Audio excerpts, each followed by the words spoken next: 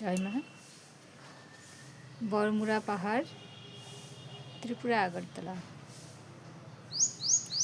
আমার সনাতন ধর্মের দেবী জগৎগৌরী মায়ের আশ্রম ত্রিপুরাতে প্রসিদ্ধ। এই আশ্রমটা, এই মন্দির অর্থাৎ মা আমাকে সাধনা করিয়েছে। মা জানে মা আমাকে দিয়ে কি করাবে।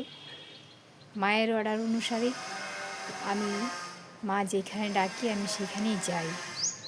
তো আমাকে মা ত্রিপুরাতে বড়মুড়া পাহাড় অর্থাৎ নির্জন অরণ্যতে পাহাড়ে ডেকে এখানে মা সাধনা করায়।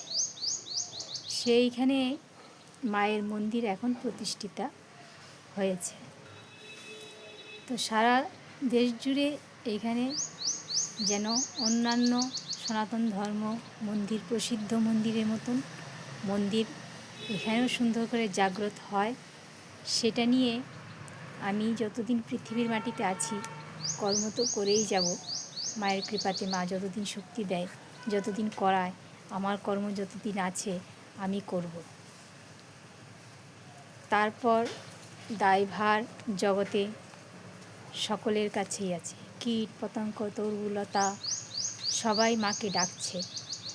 তো নরজীব উত্তম জীব, নরজীবের উপর সর্বদাই দায়ভার আমি দিয়ে এসেছি এবং দিয়ে যাচ্ছি, সবসময় দেব এবং সেইটা আমি দেওয়ার জন্যে মার কাছে প্রার্থনা করি। মা যেন তাদের ভেতরে সদ্জ্ঞান, সদ্বুদ্ধি, সৎ পরিচালনা দিয়ে এই মন্দিরটাকে সদ্ভাবনা মতো এটাকে কর্ম করে থাকে। এটাতে কর্ম করলে অনেক জীবেরই মঙ্গল হবে। অর্থাৎ ওইখানে যেই ত্রিপুরাতে কিছু ট্রাইবেল জাতি অর্থাৎ জাত তো মানুষের নারী আর পুরুষই হয়। অর্থাৎ আমরা সবাই মনুষ্য জাত বলি যে অমুক জাত তমুক জাত, জাত কিছু না। অর্থাৎ ভাষা আলাদা, মানুষ তো মানুষই। তো কিছু এখানে গরিব মানুষ, গরিব কাকে বলবো আর ধনী কাকে বলবো?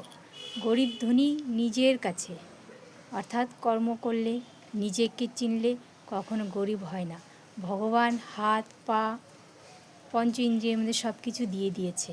তাই কর্মের দ্বারা, জ্ঞানের দ্বারা, সব কিছুর দ্বারা যখন কর্ম করব তখনকার যে কর্ম করবে সে গরিব হয়ে থাকে না।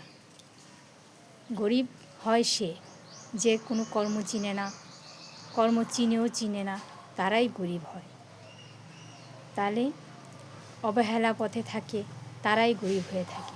তো এইখানে মা যখন প্রতিষ্ঠা পেয়েছে, এখানে পাহাড়ে সবাইকে জাগিয়ে যখন মা এখানে বসে মা কাজ করছে, তো কিছু না কিছু জগতের উন্নতির জন্যই বসেছে। বলছে, আমার কথা না এটা, যে পৃথিবীর মাটিতে আমি সাধু গুরু বৈষ্ণব এবং আমাদের মা বাবার মুখ থেকে শুনেছি। যদিও আমি ছোটোবেলার থেকে আমার মা নেই, মা ছোটোবেলায় আমার থেকে হারিয়ে গেছে, কিন্তু মা ধরাধামে অনেক প্রকারই আমার সঙ্গ দিয়েছে। তাই মা সারা দেশ জুড়ে।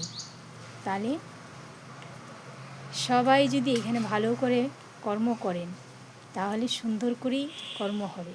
তাহলে এইখানে যখন মা আমাকে কর্ম করিয়েছে সবার জন্যই করিয়েছে, আমার একার জন্য না। কিছু না কিছু এখানে হবে। তাই আমরা বলছি যে এখানে বন জঙ্গল আজকে সুন্দর হয়েছে কেন? মা বনকে সুন্দর করার মা দায়িত্ব করে সুন্দর করে নিজের সন্তানদের জন্যে এখানে বসে কর্ম করছে। এখানে সব কিছুর মাধ্যমেই মাকে দেখতে হবে।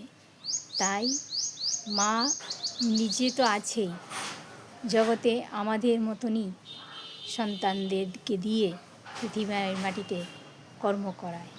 তো ভগবানও খুঁজে আসল ভক্তকে। তো মনকে শুদ্ধ করে, প্রেম করে, মায়ের প্রতি প্রেম ভক্তি রেখে আপনি প্রত্যেক জীবের মধ্যে ওনাকে দেখে যখন কর্ম করবেন তখন এখানে আপনার অবশ্যই রতন মিলবে। বলে কি মানুষ বলে থাকে অনেকেই টাকা পয়সা ওই দিকে মানুষ ছোটে। টাকা পয়সা কেউ জন্ম থেকে নিয়ে আসে না, আবার জন্ম থেকেই আসে। কিভাবে? পূর্বে ফলেও কিছু কর্মে আসে। তো টাকা পয়সা তৈরি করতে গেলে আপনার কর্ম করতে হবে। সেই কর্ম কি? কর্ম হয়েছে আপনি যেইভাবে সদ্ভাবনা নিয়ে কর্ম করলে তারপর ভগবান আপনার সঙ্গে দেখা দেবে এবং আপনার কর্ম আপনার সঙ্গে দেখা দেবে। আর কর্ম যখন দেখা দেবে, কর্ম সদ্ভাবনা নিয়ে যখন সৎকর্ম করবেন তখন অবশ্যই আপনারও ভালো হবে, আপনার আশেপাশে সবার ভালো হবে। তো পাহাড়ে এই মন্দিরটা যখন হয়েছে, এটা তো আমার মতন একটা ছোট্ট কীটের ক্ষমতা হয়নি। ভগবান করিয়েছে, ভগবান করাবে, সেই আমার বিশ্বাস এবং আমি সেটাই জানি ভগবান করিয়েছে বলেই আমি করেছি। আমি কিছু না। আমি শুনেছি ছোটোবেলার থেকেই একটা পাতাও নাকি ওনার ইশারা ছাড়া নড়ে না। তাহলে আমার কি ক্ষমতা আছে আমি মহিমা প্রচার করব মায়ের? তো মায়ের মহিমা মাই প্রচার করছে। আমরা কেবল মায়ের আগে পিছে মা আমাদেরকে রাখছে, যেটা কর ওটা করছে মা। আমরা কেবল এই জিনিস দেখছেন আমি ধরছি, এই কাজটা আমি করছি না, ওইগুলো মাই করছে, সেটা মনে করতে হবে আমাদের। সেইটা মনে করে আমরা যদি কর্ম করি তাহলে আমাদের কর্ম সিদ্ধ হবে। তাহলে সবাই এই কথা ভাবতে হবে। সবাই যদি এই টাকা পয়সা সোনার গয়না এবং হীরা মুক্তি অমূল্য রতন কি? আপনার কর্মই অমূল্য রতন। আপনি যখন কর্ম করবেন তখন রতন আপনার সঙ্গে অবশ্যই আপনার সঙ্গ দেবে। আপনি অমূল্য রতন ধন সম্পদ ওইগুলোর মধ্যে খুঁজতে চান, তাহলে অমূল্য রতন পাবেন না। অমূল্য রতন তো পেতে গেলে অমূল্য কাজ করতে হবে, অর্থাৎ মূল্যবিহীন।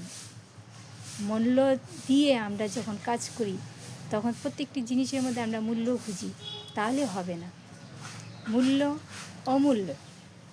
অমূল, যেটার কোনো মূল্য নাই, এটা কে দেবে? মূল যার কর্ম করছেন সেই দেবে।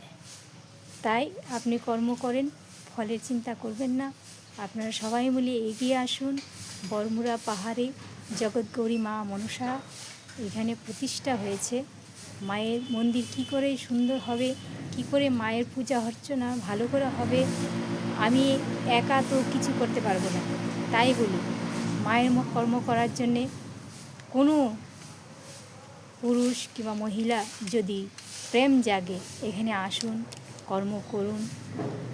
যেইভাবে মায়ের বন জঙ্গল পরিষ্কার করতে হয়, মায়ের পূজা অর্চনা করতে হয়, ভাণ্ড বাসন ধুতে হয়, সব কিছু করতে হয়, যেইভাবে একটা সংসার চলে সেইভাবে একটা মন্দিরও চালাতে হয়। তাহলে আমি বলবো এগিয়ে আসুন, এগিয়ে এসে সবাই মিলে আমরা এই কর্মটা করি। কর্ম করলেই জগতের মঙ্গল হবে, আমারও মঙ্গল হবে, আপনারও মঙ্গল হবে, আপনার শিশুরও মঙ্গল হবে, আমার শিশুরও মঙ্গল হবে। আমার তোমার কিছু না, ঈশ্বরের কর্ম করব, ঈশ্বরই সবার মঙ্গল করবে। আমার তোমার কি, এসব করে তো আমরা ঈশ্বর থেকে দূরে যাব। তাই আমরা কর্ম করব, ফলের চিন্তা করব না, কর্মতে এগিয়ে যাব। জয় মা।